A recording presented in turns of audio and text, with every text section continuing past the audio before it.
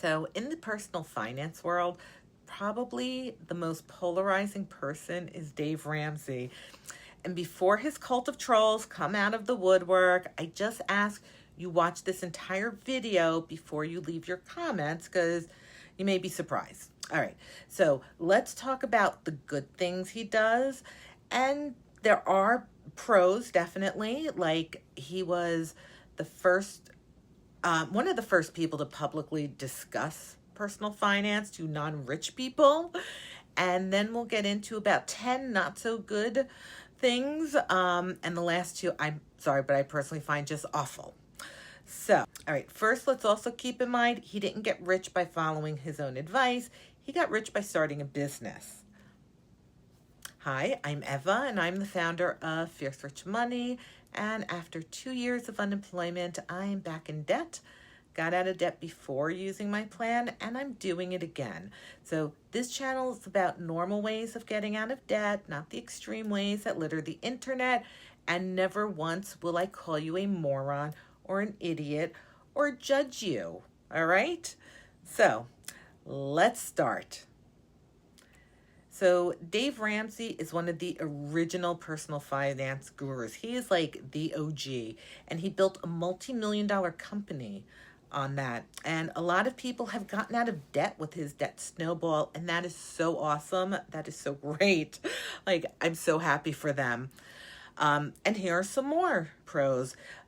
You know what? His clear, actionable steps, his 7 baby steps help simplify financial planning to those who are overwhelmed and not sure where to begin. So that's terrific. Debt elimination is the focus. He does insist you use the snowball method. And this method is the one where you pay off the smallest debt and you keep building momentum.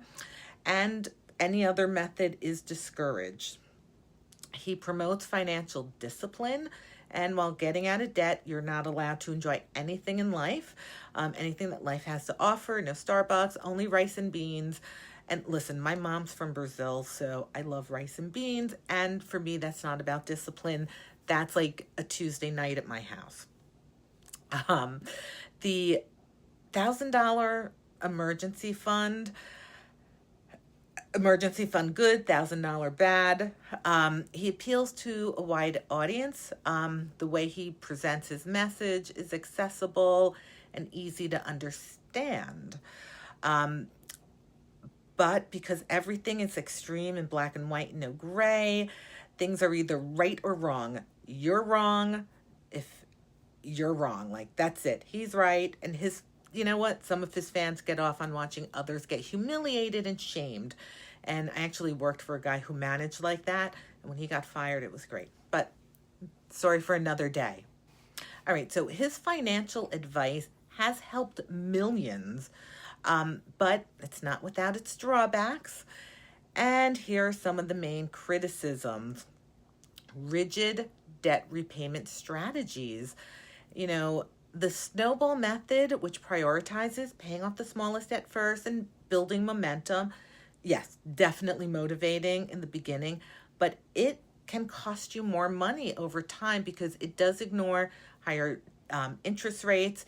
And for those with high interest debts, focusing on the most expensive debt, like the debt avalanche method, may save you more money in interest in the long run.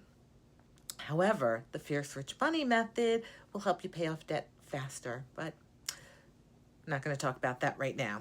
Right. Number 2, his dismissal of credit scores. You know, he's an advocate for living debt-free and dismisses the importance of credit scores. You know, this way you can avoid debt altogether.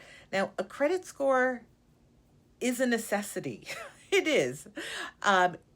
You need a good credit score. It helps people get housing, lower insurance rates, employment sometimes. You know, we live in a world where credit is often critical, both. If they ran a credit check for me for my apartment, and if I had crappy credit, actually I did have crappy credit, I needed a cosigner. You know, when my son was in band, I had to rent a saxophone. They ran a credit check, and if this case, if I had crappy credit, it would have cost more. There is the no credit score is a part of his unrealistic all or nothing approach to debt, and he discourages the use of debt, including potentially beneficial types like mortgages, low interest business loans. He says you need to pay everything for cash, everything with cash for cars and homes. You know what? Not where I live. There is no way I'm going to save $250,000 to buy a house. And let me tell you, that is a cheap 1 bedroom crap house that will need massive renovation. Cheap houses by me that need renovation go for about 600, actually between 6 and 700,000. Low credit scores mean higher interest rates in the end, and that's the bottom line. He uses this mythical 12% year over year compound interest with savings. Is your bank giving you 12%? Like, I don't know where he gets this number. Nobody knows where he gets this number. And the market bringing in 12% year over year, I don't think so. Like, I think it's like around 7%. So 12%, I don't know, maybe in 1984, possibly. Number 5, his investment approach is growth stock mutual funds. That's it.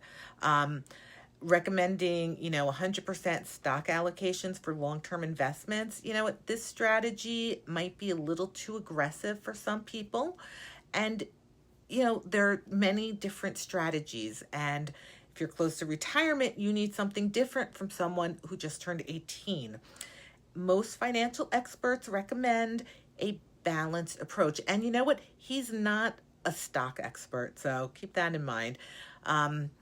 So yeah, as again, retirement, Gen Z, different, very different approaches they need to take.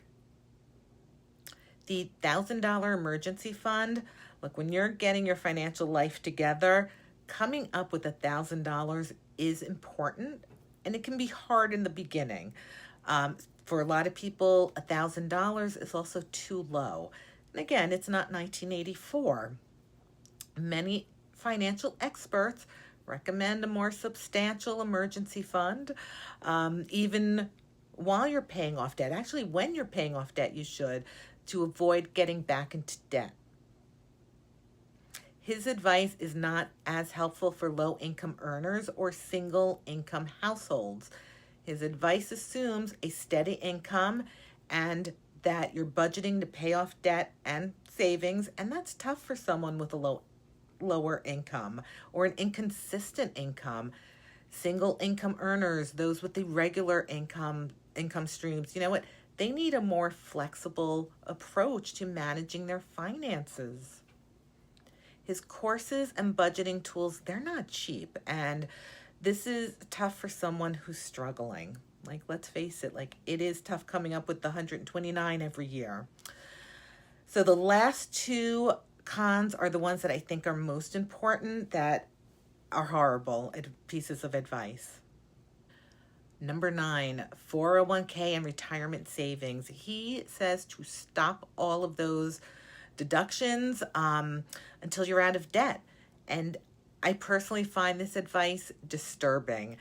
If your employer offers you a 401k match, you're giving up free money, like free money.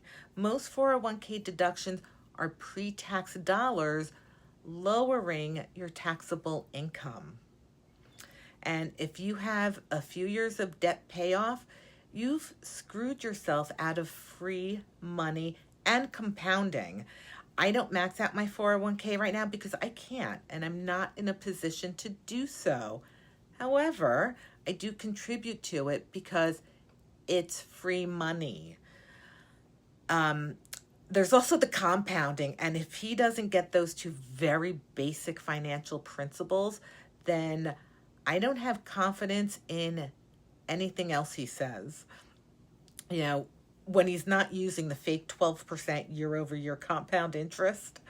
Again, where does that come from? If you're able to contribute any amount to your 401k, do so, even if it's $5 a check. Do what you can. 10, smug moral judgment and name calling. His approach links debt with irresponsibility or moral failings. Let's shame those who are in debt due to medical bills, student loans, or other life events that were beyond their control. He will tell you you're a moron, and other names. And this is also a guy who fired a pregnant employee because she was not married. Now, my background is HR, and that one personally kills me. Okay. Yeah. Pregnant woman, fired her. So anyway, financial experts and normal people with a soul recommend a more compassionate approach. Focus on practical solutions without berating them and calling them names. Like, I know people are doing their best. Like, we are doing the best we can. Let's lift each other and not tear them down and step on them and call them names. His advice is inflexible and will not work for everyone. If you're looking for a blanket approach, a do as I say, you're too dumb, everything's rigged, then check out his website. Look, I'm sure his cult of trolls stopped watching 30 seconds ago and are busy calling me mean names in the comments. Whatever. I'm Gen X. I don't care. I tell people what I think about them to their faces. I don't hide behind a screen name and a keyboard. I am not one of those keyboard warriors with, again, a fake name. So I will leave this right here, and I hope you like this and subscribe. If you did, great. I will see you in the next one. If you don't like it, whatever. Okay? And if you're leaving mean comments, then that's fine, because YouTube picks it up as engagement and will put this video out to more people. So that's great. So leave your comments. All right. That's it. I will see you in the next one. Bye.